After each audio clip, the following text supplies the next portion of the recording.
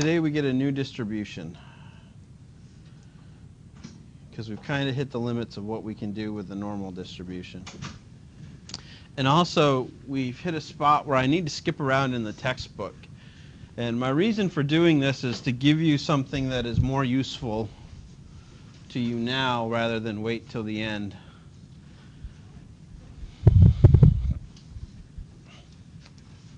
So we've been up here, and we did 9 and 10.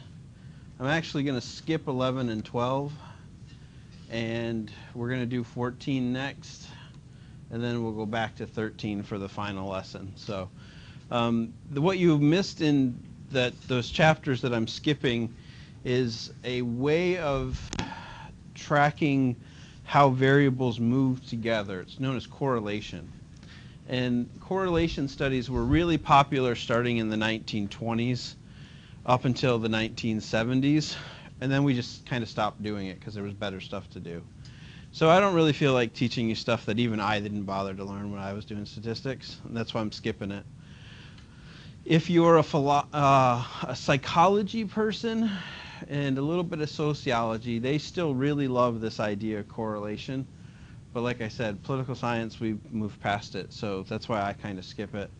And the other reason is, you'll notice that when we're looking at how our variables are designed, when we've been doing difference of means tests, those are categorical independent variables. So like gender is a category.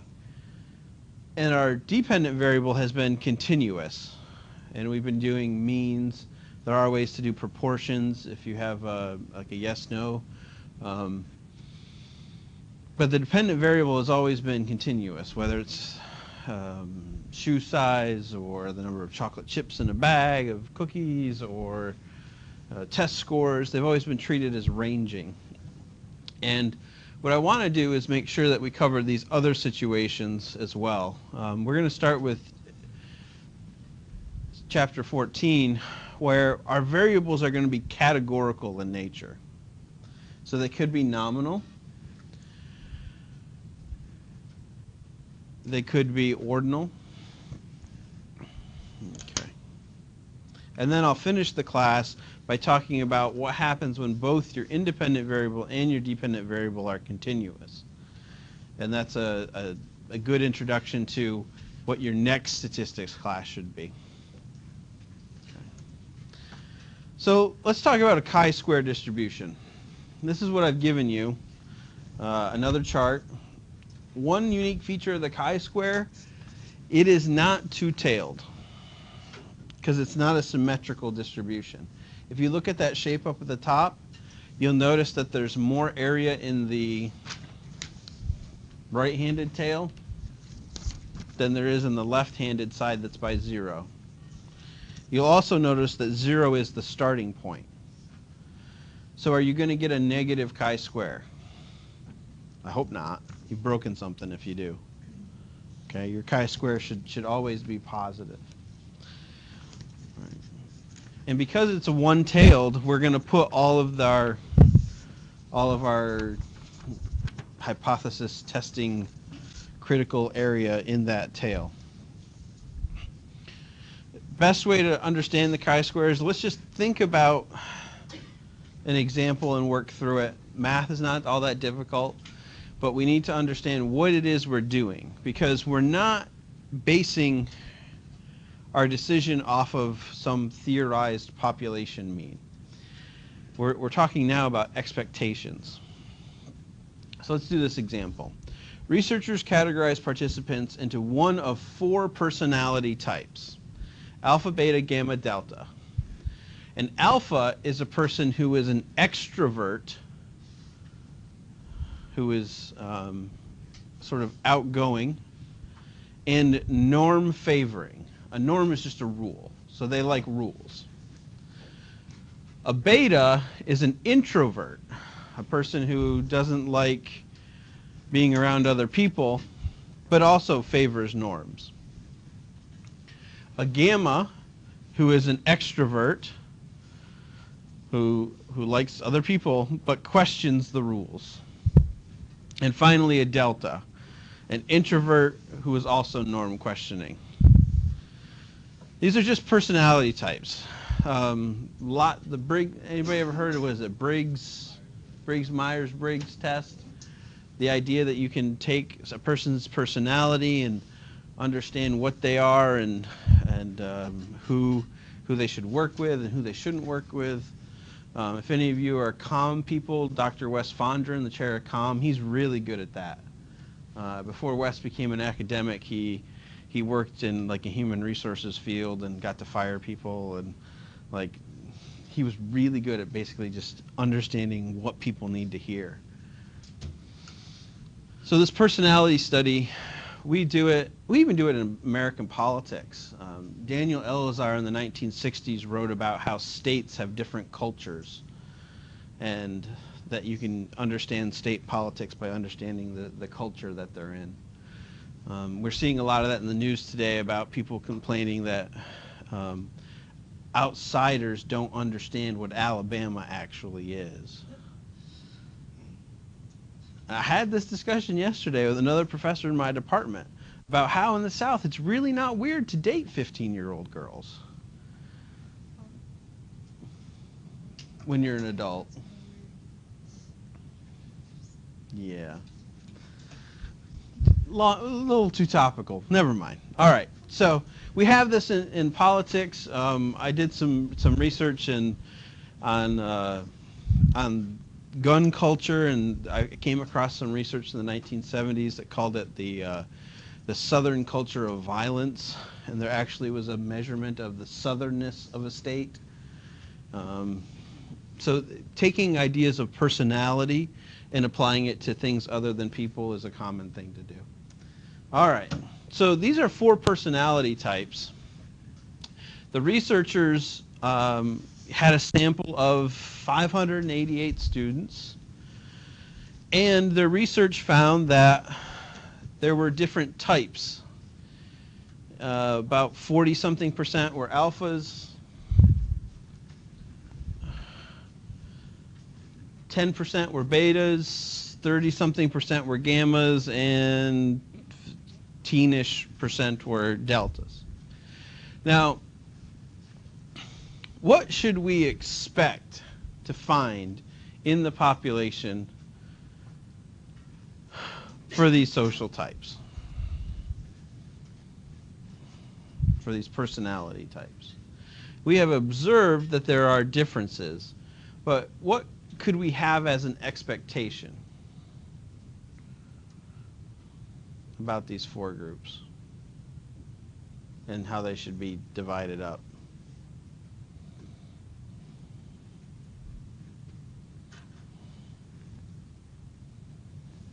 We could have no expectation. Okay, that's one thing. Could we also expect that maybe they should be divided up equally? That there might not be a difference in the population of people's personalities? What a chi-square allows us to do is ask the question, have we observed a distribution different than what we should expect to find? So these are our two types, frequencies observed and frequencies expected.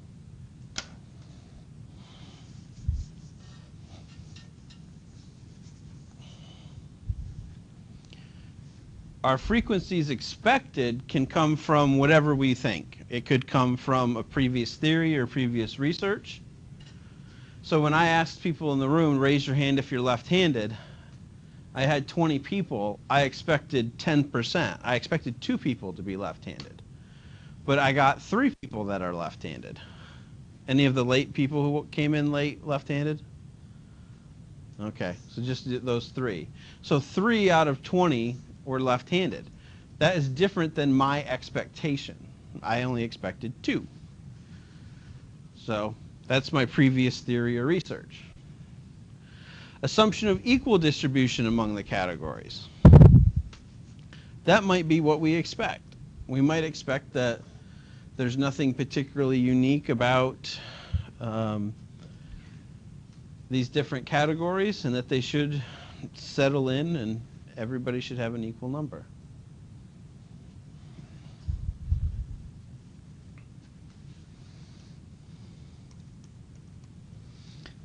This is a good assumption when you're working with a null hypothesis,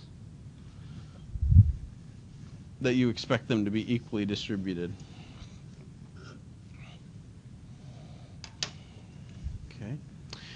So what we have here, here's the actual data from this personality study.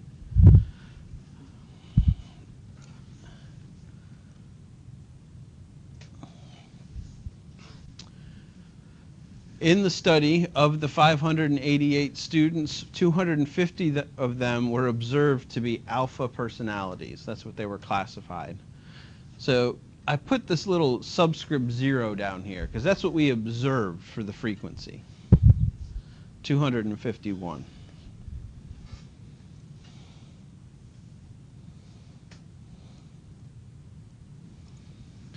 Let's jump ahead for a second. I told you there's two types of frequencies with a chi-square, a frequency observed and a frequency expected. How many should we have expected there to be if these personality types are evenly distributed?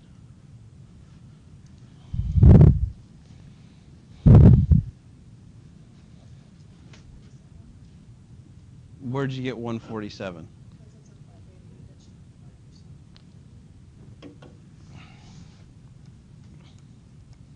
So we have 588 people, and if we divide that by the 4 groups, is that what we actually get? 147?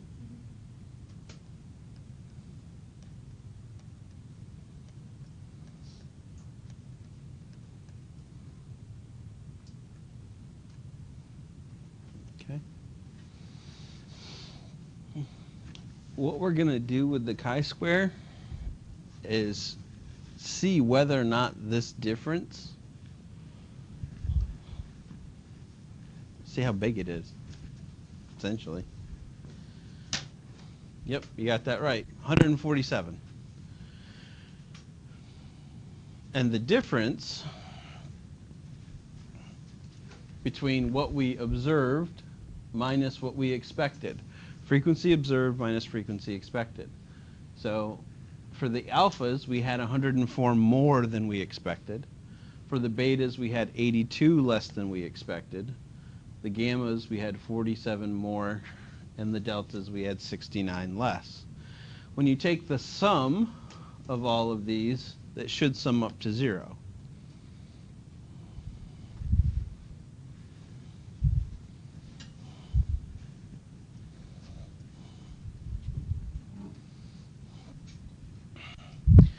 Because we don't like the idea of adding together positive and negatives, frequently we square it to get rid of the negative sign. So if we were to do frequency observed minus frequency expected squared, just take that number and square it, takes away the negative sign.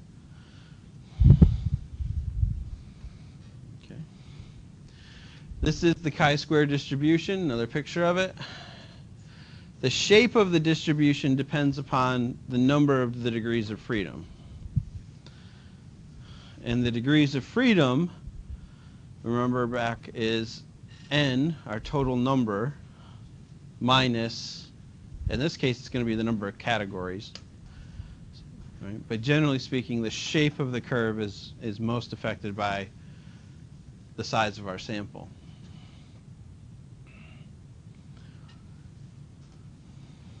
Chi-square is always a positive number because, like I said, it's based off of this difference.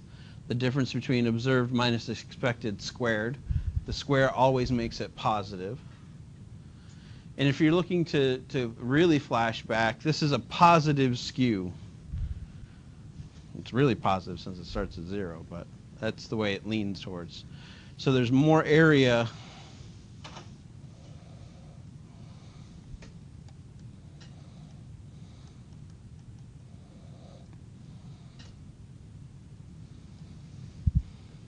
There's more area out here in the positive tail than there is in the corresponding negative side tail. There's a lot more area out here in this curve, this tail of the curve.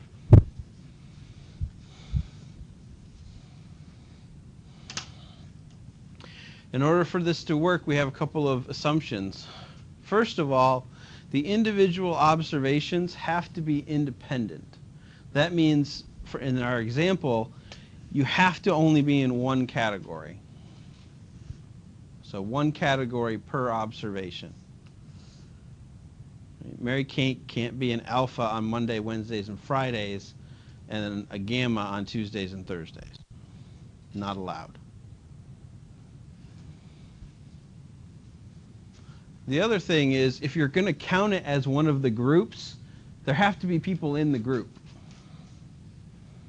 So none of the expected frequencies should be 0, and it should be at least greater than 5.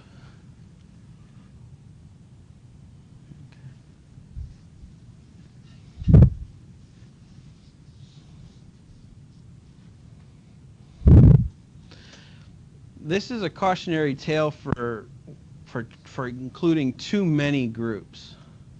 So when we talk about something like religion, we can generally name probably 5 or 6 religions that we would expect to be able to find on Coastal's campus, right?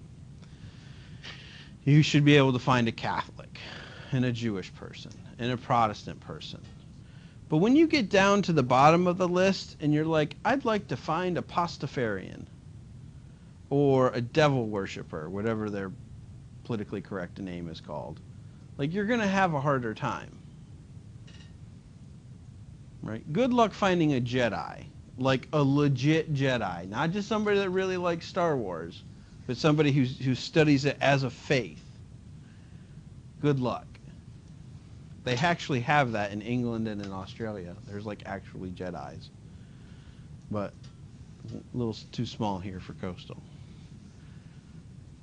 So you could include lots of categories, but you should really only stick to the ones that most people are in. Why? What would happen if you added a bunch of categories that nobody was in? How would that affect you? It wouldn't what?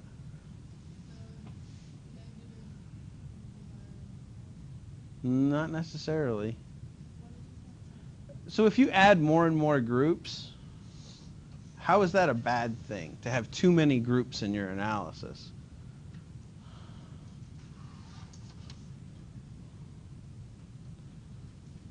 It has to do with the degrees of freedom. All right? Adding more groups takes away degrees of freedom. So you're sort of wasting them, and you're making it harder to reject the null hypothesis. Right? You're wasting degrees of freedom when you want to keep that to its absolute minimum. Okay. So first test. This is known as a goodness of fit test. This is when we have one categorical variable. All right? And we're just seeing whether or not there's a difference between what we observe and what we expect. There is no second dependent variable here. Not with this one. This is just your soft, sort of easy introduction to how to do a chi-square. Null and alternative hypotheses still in effect. The null hypothesis says that the distribution of what we observed fits what we would expect.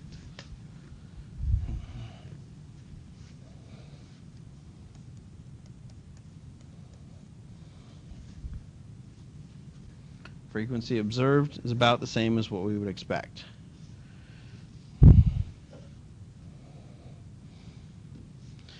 The alternative hypothesis would say that the distribution of observed frequencies does not fit the distribution of expected frequencies. So we're observing something really different than what we would expect.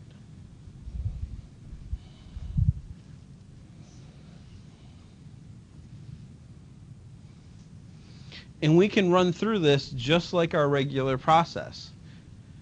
All right, we've set up an null and alternative hypothesis. We run through setting up degrees of freedom, determining what we want our value of alpha to be, identify the critical value, draw the little curve on your table, calculate the statistic, compare the statistic calculated versus the critical value, determine whether or not to reject the null hypothesis. Okay.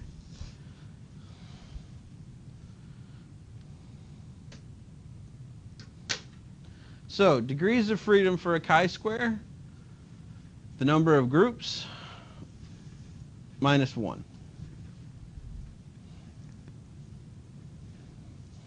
Number of groups minus 1. N isn't quite as important for this particular test.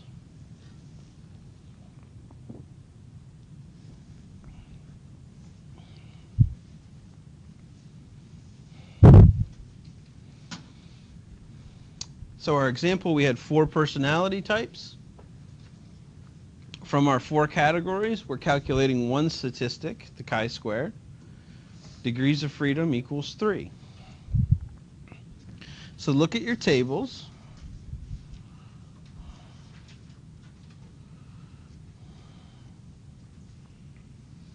And we have 3 degrees of freedom.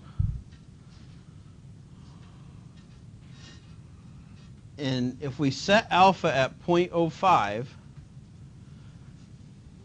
then our critical value for chi-square is 7.815.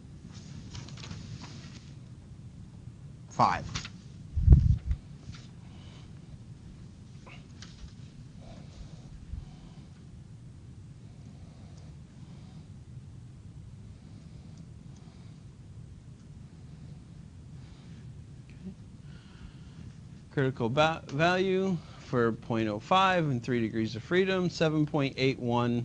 That's what the book says. I gave you a better one. If it's greater than our critical value, if it's in here in the tail, we're going to reject the null hypothesis that we have observed what we had expected.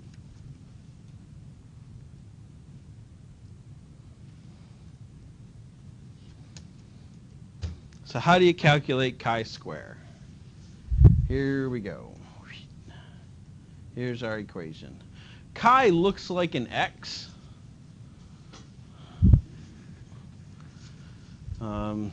Sorry. It's just what it is. But we make the X a little squiggly, so that way you know that it's not an XX. Squiggly X, chi. And of course with the superscript 2, chi squared. To calculate chi squared, you're going to take the sum for each category of the frequency observed minus the frequency expected squared divided by the frequency expected.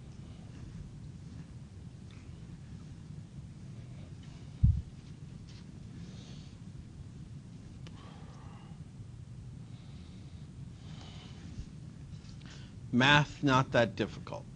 You just got to make sure you do things in the right step. First step is here with the subtraction.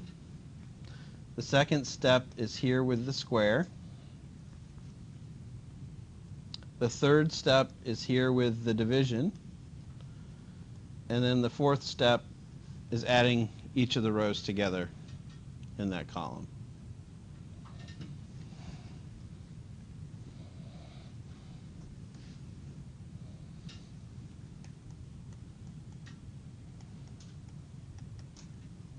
First you do what's in the parentheses, then you do the exponent, then you do the division, and then finally you do the addition. If you learn one thing in this class, hopefully you'll remember the PEMDAS thing. Okay. Frequency observed minus frequency expected. So our alphas were 241 minus the 147 that we expect. Put that in the parentheses, square it, and divide it by the 147. Add that number to, this was our betas, 65. Same thing. Our gammas, 194. and our deltas were 78. So we're doing this thing 4 times because we have 4 categories.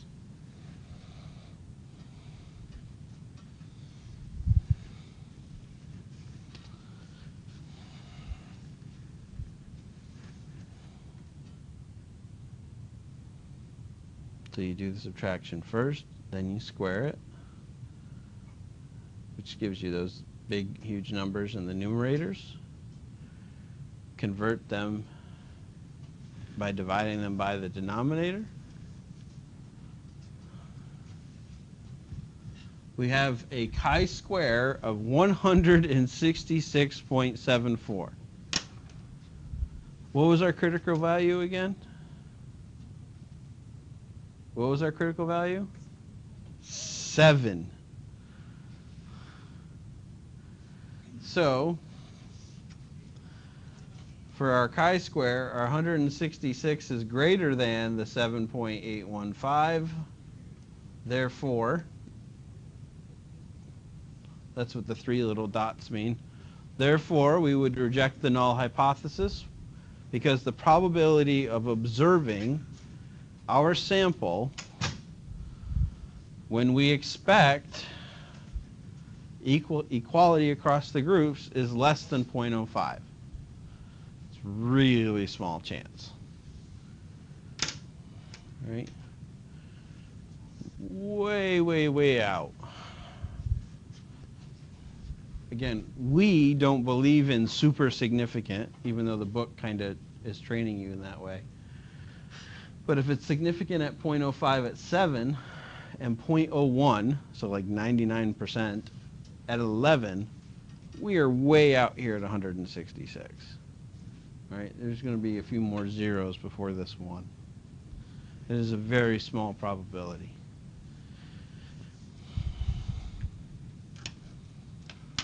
So what does this mean? Well, essentially all it means so far is our sample does not fit the expectation that these groups are evenly distributed. That's it. But we're not really testing an independent variable causing a dependent variable. All we're doing is saying, this isn't evenly distributed.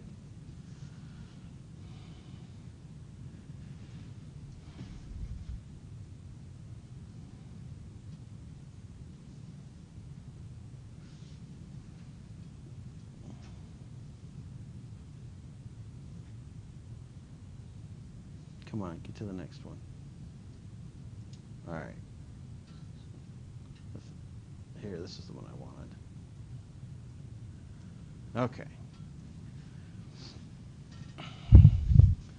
Let's do this again. Similar idea, same distribution, but instead, let's see if we can test 2 nominal variables at the same time. So here's another example, because we like to test children.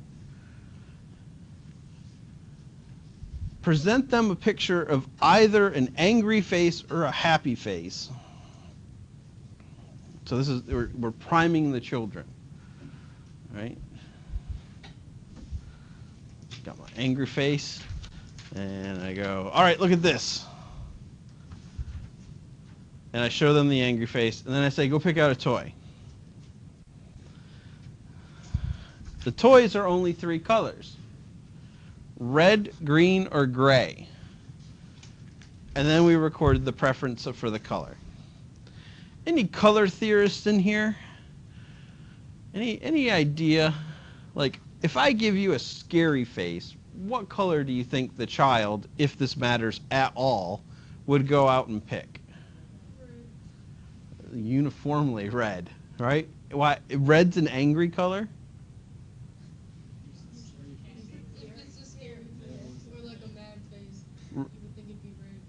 You think the face itself would be red, or just like it would bring up red color emotion in the child? I totally made that up, but okay. You just think scared red. Okay. Angry, sorry. If we do happy, what color is happy? Well, yellow's not one of the choices, but nice try. Red, green, or gray? Green's a happy color compared to red and gray. What's the gray color? Like just the blahs, right? It's just, colorblind kids, maybe. I don't know. Isn't then they're all seeing them as gray, right? I don't know. Okay, so we clearly, just thinking about this experiment on children, because again we love to experiment on children, right? We can sort of develop an initial theory, right? So if I show a kid a happy face, they should go pick a green toy. If I show a kid an angry face, they should go pick a red toy. And gray is just there. Gray's like a control. Okay. Would we, well, I guess we need to see the data. Let's look at the data. So here are the data. This type of table is known as a contingency table. And a contingency table tells us sort of what they saw, so what the first condition is, and then what the result is. If you want to think about this way, our independent variable is the face that we present the children. We presented the children 20 happy faces and 20 angry faces. Of the 20 happy faces, 15 children picked red. We suck. Well, you suck. 2 picked green and 3 picked gray.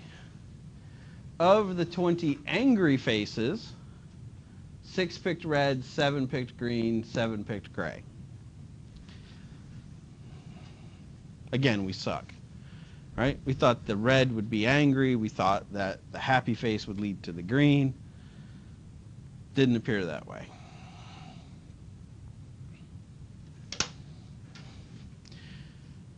I hate bar charts, but if you must, right? Here's a bar chart.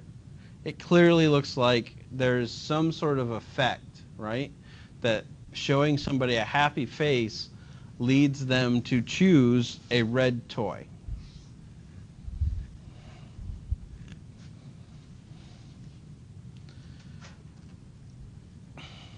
Let's look at our hypotheses. The null hypothesis says that there's no relation. So there should be no effect of face type and color of toy. Two variables are independent to each other.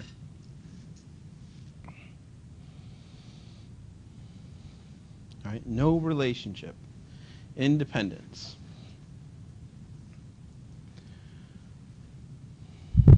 The alternative hypothesis, the two variables are not independent.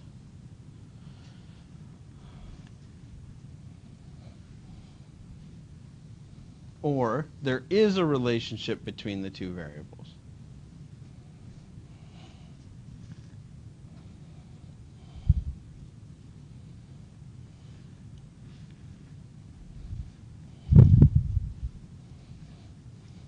Hopefully you can see why this is now useful. Okay. The whole goodness of fit thing, not so useful. That's just to see if you have more left-handed people than you should have. But again, that's only one variable, right? Left-handedness.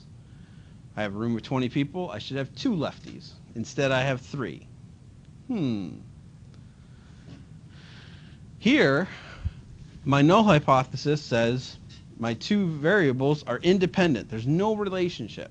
There's no effect of priming with the scary or the angry or happy face and the color of toy that they pick. This is a little bit more useful. Follow the exact same process that we've learned all semester long.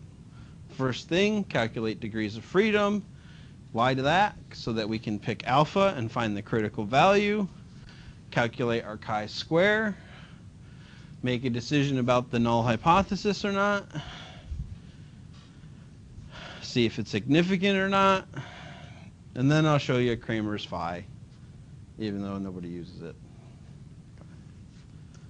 So first step, a little bit more complicated this time, because our table isn't just a listing of a single column, right? We have in our table 2 columns by 3 rows. So the degrees of freedom is going to be number of rows minus 1 times the number of columns minus 1.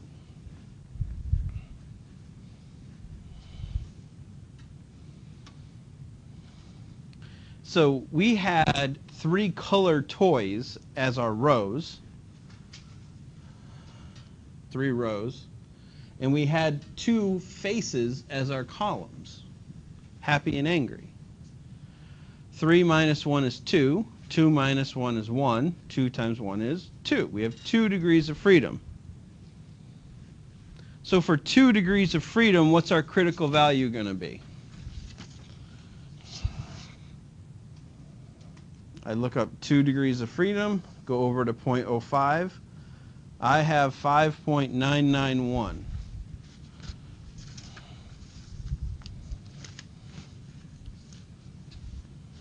For an alpha of 0.5 and 2 degrees of freedom, our critical value, 5.99. So if the chi-square is greater than 5.99, we're going to reject the null hypothesis. So if it's greater than 5.99, we can say that they're not independent.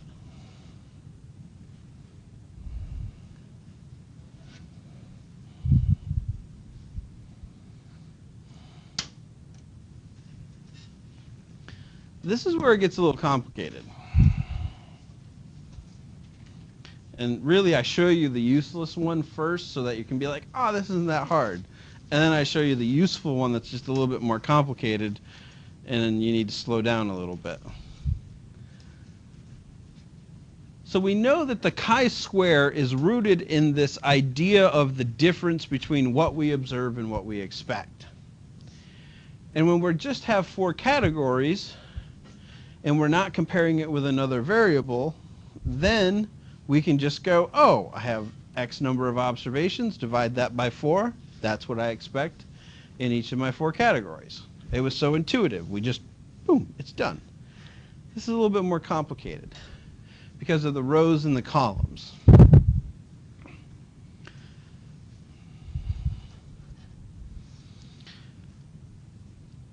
So the frequency that we expect is our row total times the column total divided by n.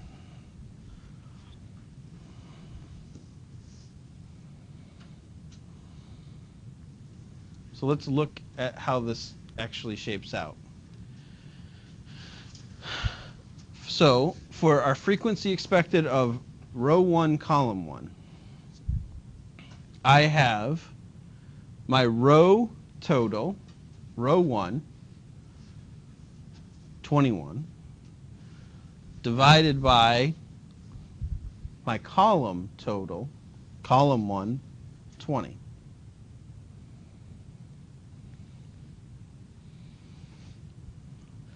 All of these cells, you'll notice, have the same pattern, right? The column total, all the cells in the column have the same number of 20. All of the cells in the same row, this top cell and this cell next to it, have the same row total.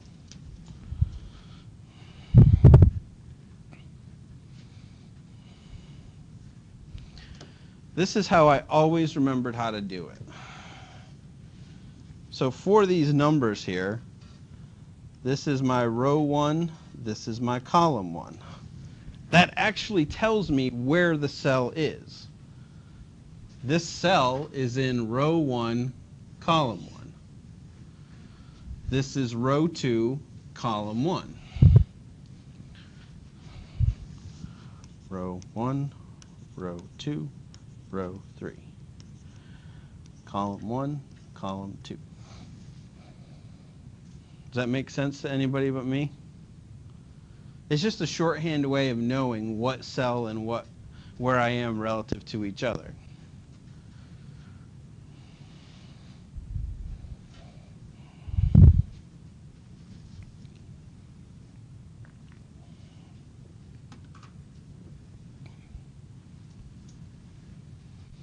There's a few things, this, matrix algebra, a couple other things in math where the grid system is a really easy way of understanding how this works.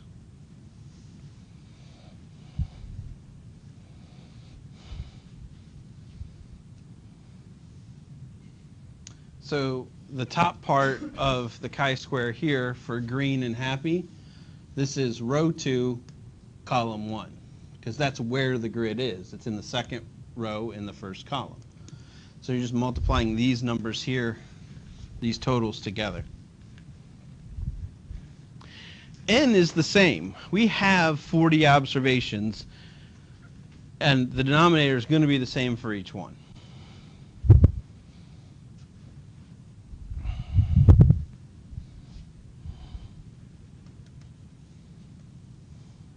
R times C divided by N.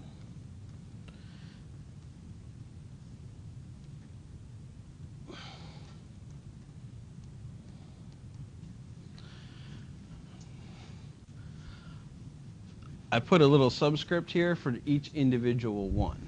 So for, actually that should be a J.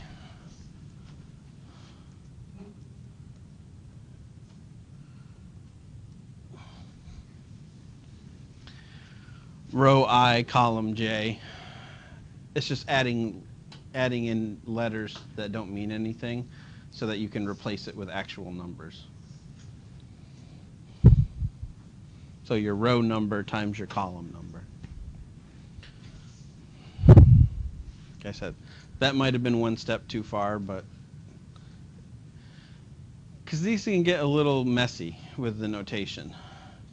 Because this is a simple one, right? I got 2 columns and 3 rows. I can make it a lot more complicated.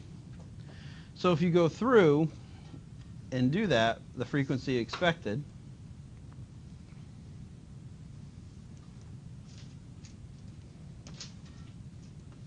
for each one, you don't have a uniform number like the goodness of fit test.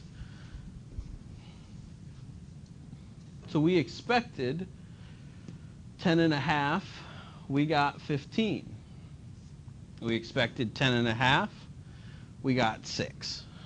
So our expectation for how frequently kids would select the red, how frequently they would select the green and the gray.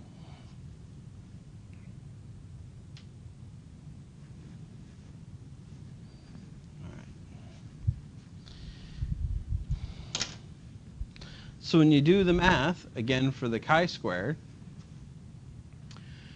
you can see we have 1, 2, 3, 4, 5, 6.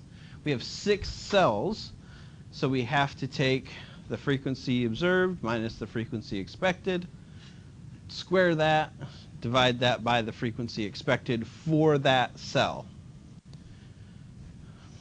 You'll notice that these 10.5s match up, 4.5, 5, 10.5.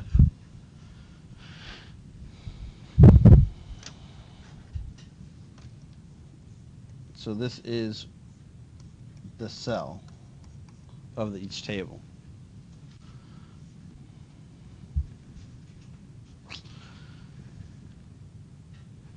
Do that for each of your cells.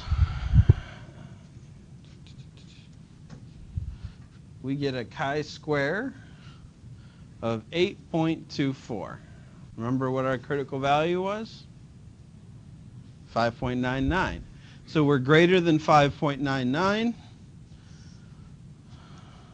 We will reject the null hypothesis because the probability of observing what we have observed, if there is no relationship between face and color, is very small, right? We're somewhere between 0.05 and 0.01, way out here in the tail, but that's still in the reject area.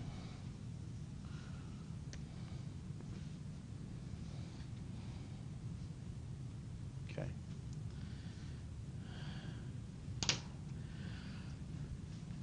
This is the actual finding. Our findings indicate that infants' preference for red changes with the context in which it was presented. Specifically, in a hospitable context, happy face, red is preferred, whereas in a hostile context, red is not preferred. When you do like the P, like greater than, less than 0.05 or 0.01, Mm-hmm. how do you decide which P?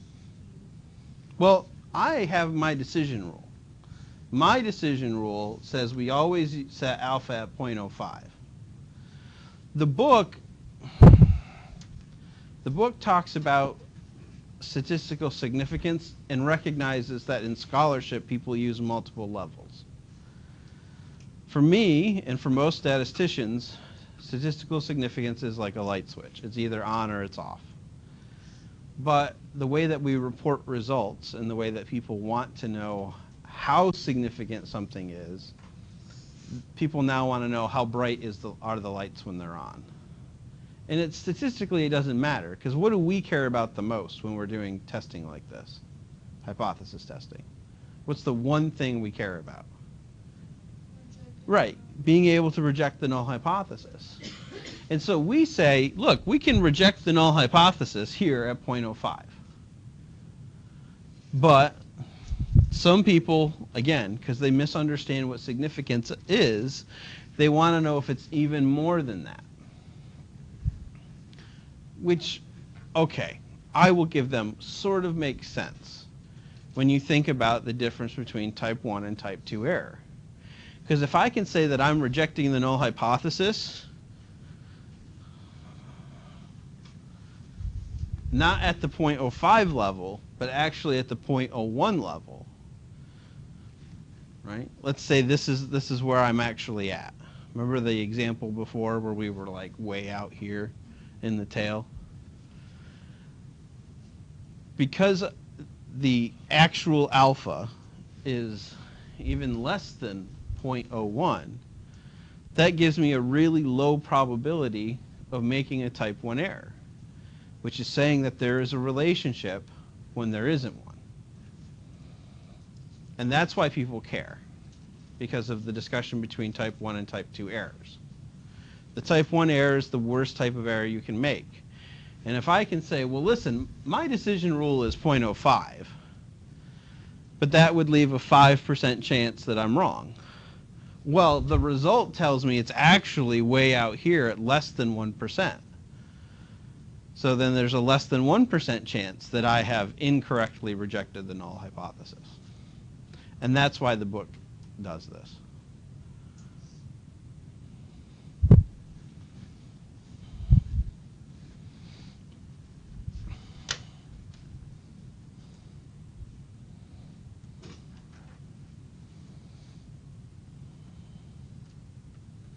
Okay.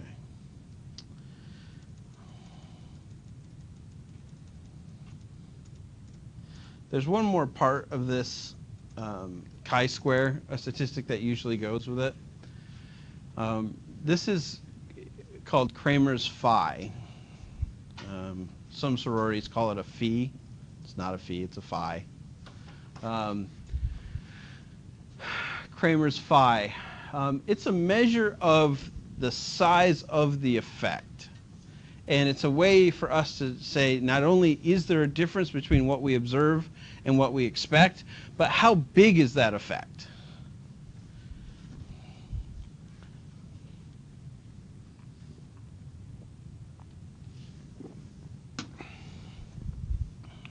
We don't use it a lot, but it's an easy statistic to compute, so I'll show it to you. We've got time. So the phi, or the phi, fo, or a fum, sorry, the phi is the square root of the chi-square that you just calculated, right? You have that chi-square. It's your actual chi-square.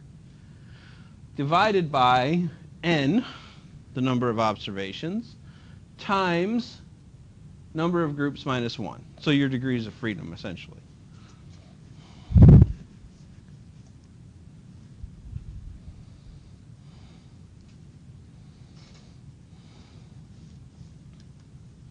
You're going to get a number that's between 0 and 1.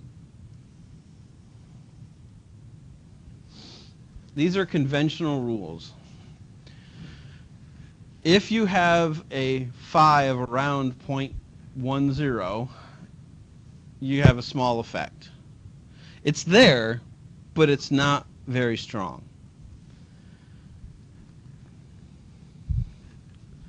If you have a phi around 0.50, that's a stronger effect.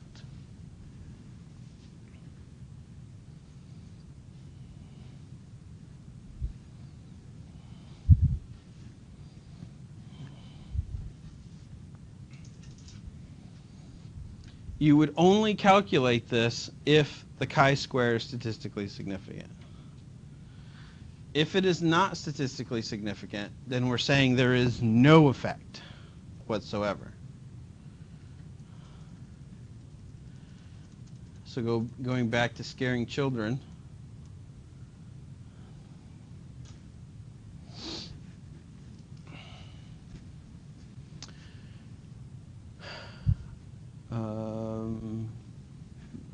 one little tweak to the degrees of freedom here. Instead of it being with the goodness of fit, because there was only one column, now that we have two columns, we used K, which is the smaller of the number of rows or columns. We had two columns, so that's the smaller of the 3 rows. So our phi was 0.46. So that's medium to large effect.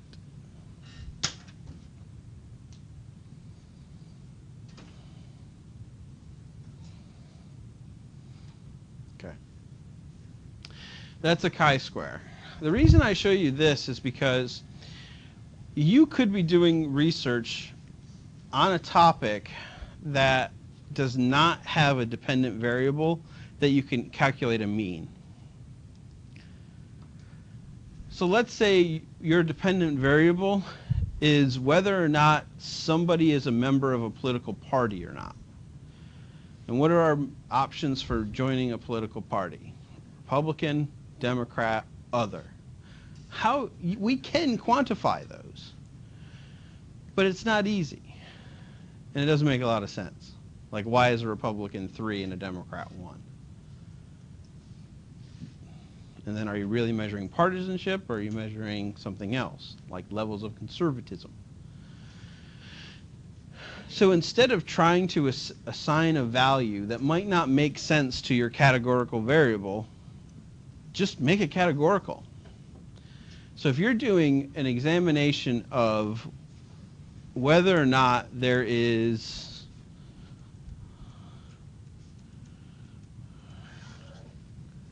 a gender gap in political parties,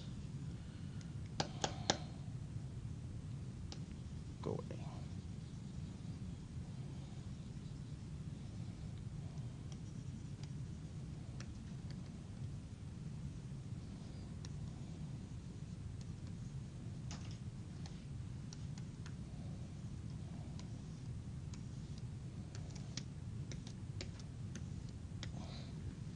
You would end up with a contingency table, also known as a crosstab. Creating this is known as a cross-tabulation.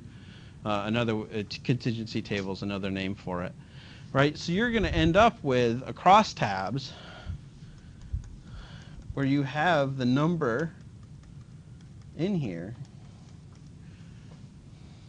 and instead of doing a difference of means test, because again, you don't have a mean number of partisanship, what you're really looking to see is if there is a null hypothesis that says male and females should be Republicans or Democrats or whatever, and in equal numbers, well, what we observe minus what we expect, right? And then you'll see if there's a relationship or if there's independence between gender and partisan affiliation. So there's another way in which you can do your paper. If you have categorical variables.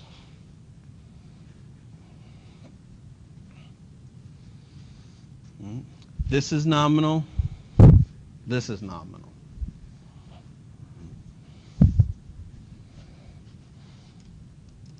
So you can compute the chi-squared.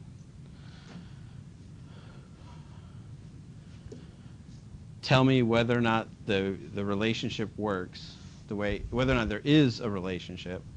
And then, like with the toy, right, it was clear that something was going on with red. Right? Red was the color of interest. And that's why in their explanation they focused on red. They didn't tell us how much green sucked or how boring gray was. They clearly keyed on to the fact that red, children are associating with happiness. Not anger, like you cynical little millennials that you are. Right? Red is bad.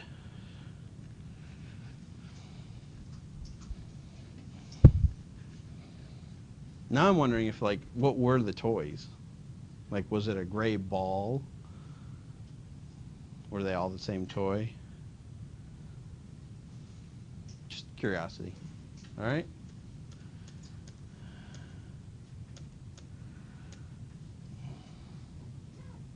No, I'm not doing that.